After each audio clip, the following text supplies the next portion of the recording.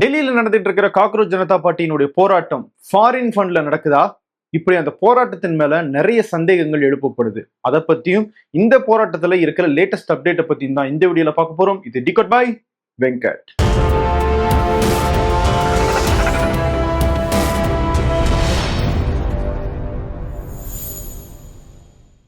ஹாஸ்பிட்டல்ல அனுமதிக்கப்பட்டாலும் அங்கேயும் உண்ணாவிரத போராட்டத்தில் ஈடுபட்டு இருக்கிற சோனம் வாங்சுக் தன்னுடைய உண்ணாவிரத போராட்டத்தை முடிச்சுக்கிறதா சொல்லியிருக்காரு. ஓகே, நம்மளுடைய மெயின் மேட்டருக்கு வருவோம். இந்த போராட்டம் ஃபாரின் ஃபண்டிங்ல நடக்குதா, வெளிநாட்டினுடைய சதி இதுல இருக்குதா அப்படிங்கிறது தான் நிறைய எழுப்பப்பட்டுக்கிட்டு இருக்கிற சந்தேகம். நிறைய சோசியல் மீடியா ஹேண்டில்ஸ்ல, பாஜக ஆதரவு சோசியல் மீடியா ஹேண்டில்ஸ்ல இந்த சந்தேகங்கள் எழுப்பப்பட்டுக்கிட்டே இருக்கு. சில முக்கியமான ஊடகங்களுமே இந்த சந்தேகத்தை எழுப்புறாங்க. டெல்லி உயர்நீதிமன்றத்துல சதீஷ்குமார் அகர்வால் அப்படிங்கிற ஒரு ஹிந்து அமைப்பை சேர்ந்த ஒரு வழக்கறிஞர், அவர் ஒரு வழக்கு போட்டிருக்காரு. இதுக்கு பின்னாடி வெளிநாட்டினுடைய ஃபண்டிங் இருக்கு, இதை தடுத்து நிறுத்தணும் அப்படின்னு. அந்த வழக்கை விசாரிக்கிறதுக்கு எடுத்துக்கிறேன் அப்படின்னு சொல்லி டெல்லி உயர்நீதிமன்றம் சொல்லியிருக்காங்க. நாளைக்கு அந்த வழக்கு விசாரணைக்கு வர இருக்கு. சரி, ஃபாரின் ஃபண்டிங்னு எல்லா பக்கம் சொல்றாங்களே, ரியாலிட்டியில என்ன நமக்கு கிடைக்குது ஆதாரம் அப்படின்னு பார்க்கலாமா? ஆல்ட் நியூஸ், அதாவது இண்டிபெண்டன்ட் ஜேர்னலிஸ்ட் ஜுபைர் அவர் நடத்துற ஒரு ஃபேக்ட் செக்கிங் நிறுவனம், அவங்க ஒரு ஃபேக்ட் செக்அப் பண்ணியிருக்காங்க. ஒரு நியூஸ் வைரலா போயிட்டு இருந்துச்சு. அதை ரிப்பப்ளிக், அதாவது அர்னாப் கோஸ்வாமியினுடைய சேனல், நியூஸ் எக்ஸ், நியூஸ் 18 போன்ற முக்கியமான ஊடகங்கள் எல்லாம் கவர் பண்ணாங்க. அது என்ன? பங்களாதேஷ்ல இருக்கிற ஜமாத் இ இஸ்லாமி அப்படிங்கிற ஒரு அமைப்பு இந்த போராட்டத்துக்கு ஆதரவாக இருக்கிறதாக ஒரு கடிதம் அவங்களே வெளியிட்டதாக ஒரு கடிதம் வருது. அந்த கடிதத்தை அவங்க பப்ளிஷ் பண்ணியிருக்காங்க. இது பங்களாதேஷ்ல இருந்து நடக்கிற செய்தி, இது இஸ்லாமிக் ஃபோர்ஸஸ் ஃபண்ட் பண்ற ஒரு போராட்டம் அப்படின்னு அந்த கட்டுரைகள், அந்த செய்திகள் எல்லாமே சொல்லுது. இதை அவங்க ஃபேக்ட் செக் பண்ணி பார்க்கும்போது தான் இது போலியான செய்தி அப்படிங்கிறது தெரிய வருது. முதல்ல அந்த அமைப்பு சொன்னாங்க இல்லையா, அந்த அமைப்புடைய லோகோவே அது கிடையாது, வேற ஒரு லோகோ. அதையும் தாண்டி அது ஏஐ ஜென்ரேட்டட் இமேஜஸ் அப்படிங்கிறது நிறைய ஏஐ இன்ஜின்ஸ்ல கொடுத்து கண்டுபிடிச்சிருக்காங்க. அதுல இருக்கிற லெட்டர்ஸுமே அங்கங்க உடஞ்சிருக்கு. மூணாவது, அந்த ஒரிஜினல் அமைப்பு இருக்குல்ல, அவங்களே இந்த மாதிரி எந்த கடிதத்தையும் நாங்க வெளியிடல அப்படின்னு சொல்லி அதிகாரப்பூர்வமாகவே அறிவிச்சிட்டாங்க. இப்படிதான் நேஷனல் மீடியாவிலேயே ஃபேக்கான ஒரு நியூஸை பரப்பி ஃபாரின் ஃபண்டிங்ல தான் இந்த போராட்டம் நடக்குது அப்படிங்கிற ஒரு பிம்பத்தை உருவாக்கிக்கிட்டு இருக்காங்க. இதோட நிக்கல. அமெரிக்கால இருந்து George Soros, Pakistan, China, Bangladesh, Islamic forces அப்படின்னு பல்வேறு தரப்புல இருந்து இந்த போராட்டத்துக்கு ஃபண்ட் வந்துகிட்டு இருக்கிறதாகவும், எப்படி இவங்கெல்லாம் ஒரே நேரத்துல கொலாபரேட் பண்ணி இந்த போராட்டத்துக்கு ஃபண்ட் பண்ணி இதை நடத்திட்டு இருக்காங்களாம். இப்படிங்கிற ஒரு தகவல் எல்லாம் சோசியல் மீடியாவில் பரவிக்கிட்டு இருக்கு. ஃபேக்ட் என்ன? ஃபண்டிங் நடக்குது, ஃபாரின்ல இருந்து பணம் வருது அப்படின்னு சொல்றவங்க கிட்ட அதுக்கான ஆதாரம் கிடையாது. ஃபண்டிங் நடக்கல அப்படின்னு சொல்றவங்க கிட்டையும் அதுக்கான ஆதாரம் கிடையாது. அப்போ நம்ம என்னதான் பண்றது? நடக்கிற பிரச்சனை என்ன அப்படிங்கறத உன்னிச்சு பாருங்க. அந்த பிரச்சனை, அந்த போராட்டத்தினுடைய நோக்கம் சரியா இருக்கா அப்படிங்கறத கவனிங்க. உதாரணத்துக்கு, இந்த போராட்டத்தினுடைய நோக்கம் என்ன? தர்மேந்திர பிரதான் பதவி விலகணும். ஏன்னா நீட், சிபிஎஸ்இ தேர்வுல முறைகேடு நடந்துகிட்டு இருக்கு. ஒரு எக்ஸாம்பிளுக்கு சொல்றேன். தமிழ்நாட்டுல திமுக ஆட்சியில குரூப் 2 எக்ஸாம் ரத்து செய்யப்பட்டுச்சு கடைசி நேர குளறுபடிகளால. இப்போ அதே குளறுபடி ஒவ்வொரு வருஷம் நடந்துகிட்டே இருந்துச்சு அப்படின்னா நம்ம முதலமைச்சர் பதவி விலகணும்னு சொல்லியிருக்க மாட்டோமா? சரி, இப்ப தாவேக்கா ஆட்சியில் அதே மாதிரி 5 வருஷம் நடந்துச்சு அப்படின்னா முதல்வர் விஜய் பதவி விலகணும்னு சொல்லுவோமா மாட்டோமா? அதே தான் காக்ரோச் ஜனதா பார்ட்டியும் செய்யறாங்க. நீட்டு, சிபிஎஸ்இ தேர்வு முறைகேடு இந்த வருஷம் மட்டும் நடக்கல, ஒவ்வொரு வருஷமும் ஏதோ ஒண்ணு நடந்துகிட்டே இருக்கு. பேப்பர் லீக் ஆகுது, பணம் கொடுத்து சீட் வாங்குறாங்க, குறைஞ்ச மார்க்ல இருக்கவங்க சீட் வாங்குறாங்க அப்படின்னு பிரச்சனை வந்துகிட்டே இருக்கு. இதையெல்லாம் சரி பண்ண வேண்டியவர் ஏன் இதை சரி செய்யல? அப்போ பொறுப்பேற்றுக்கிட்டு பதவி விலகுங்க அப்படின்னு கேட்கறாங்க. அது சரியா தப்பா அப்படிங்கிற அந்த முடிவை எடுக்க வேண்டியது நம்ம தான்.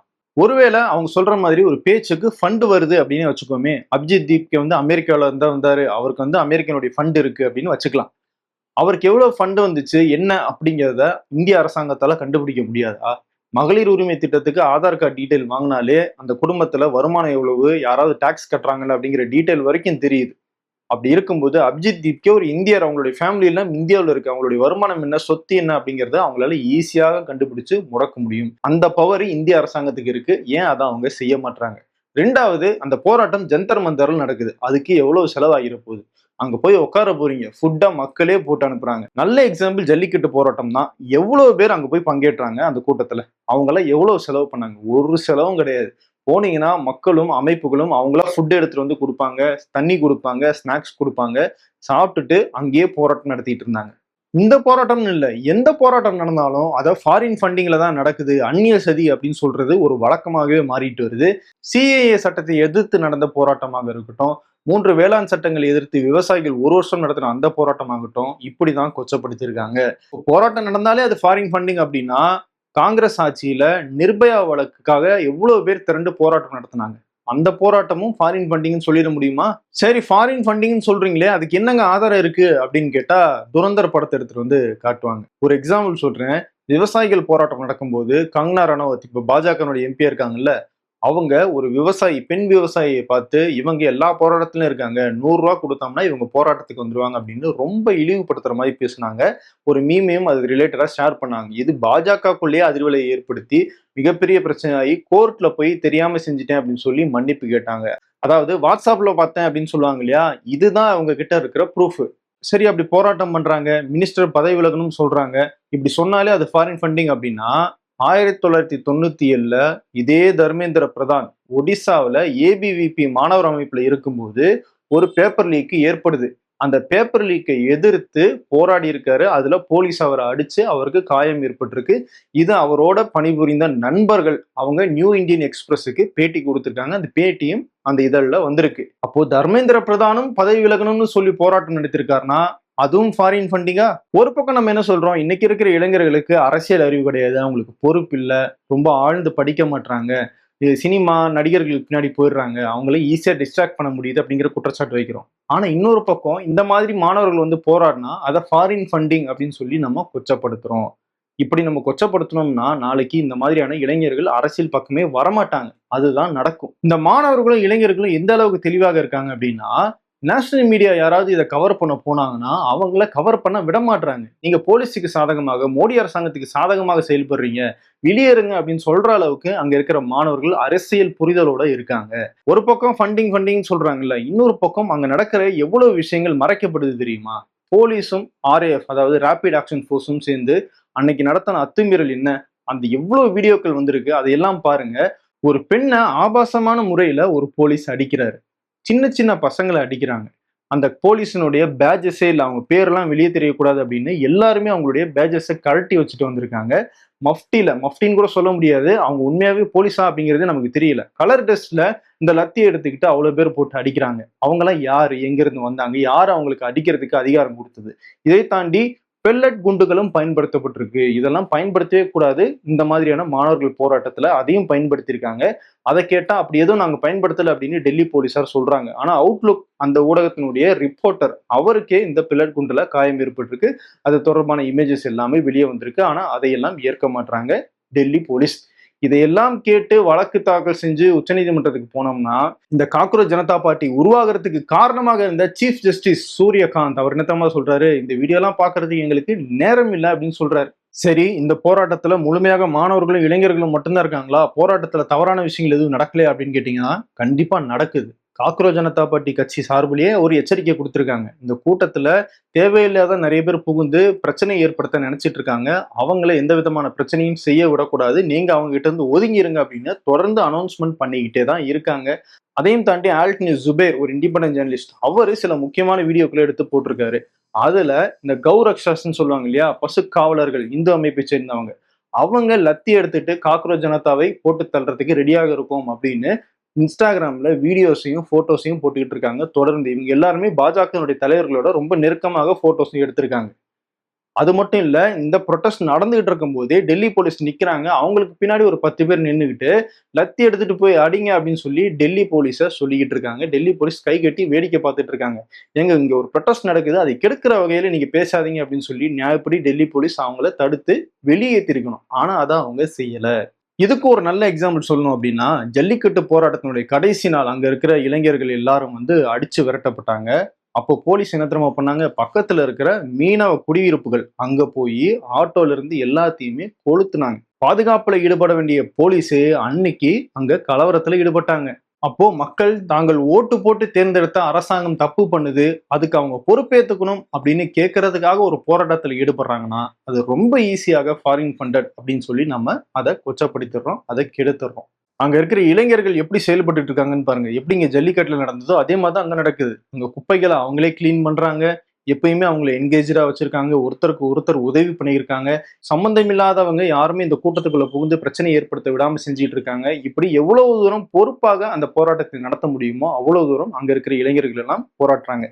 இன்னும் சொல்ல போனா இந்தியாவில் இருக்கிற அனைத்து சாதியை சேர்ந்த மாணவர்களும் இந்த நீட் தேர்வு குளறுபடியால பாதிக்கப்பட்டிருக்காங்க. அவங்க எல்லாருமே இந்த போராட்டத்துல உட்கார்ந்துருக்காங்க. அப்போ மாணவர்கள் அப்படிங்கிற ஒரு சமூகம், இளைஞர்கள் அப்படிங்கிற ஒரு சமூகம் சாதி மத வேறுபாடுகளை கடந்து இந்த போராட்டத்துல உட்கார்ந்துருக்காங்க அப்படின்னா அவங்கள ரொம்ப ஈஸியா ஃபாரின் ஃபண்டிங் அப்படின்னு நம்ம சொல்றதுல எந்த விதமான நியாயமும் கிடையாது. நீங்க நல்லா பாருங்க, டெல்லியில ப்ரொடெஸ்ட் நடக்குது, தமிழ்நாட்டில் நடக்குது, பீகார், மும்பை, பெங்களூர் அப்படின்னு எல்லா இடத்துலயுமே ப்ரொடெஸ்ட் நடக்குது. இது எல்லாத்தையுமே ஃபாரின் ஃபண்டர்ல தான் நடக்குதுன்னு சொல்ல முடியுமா?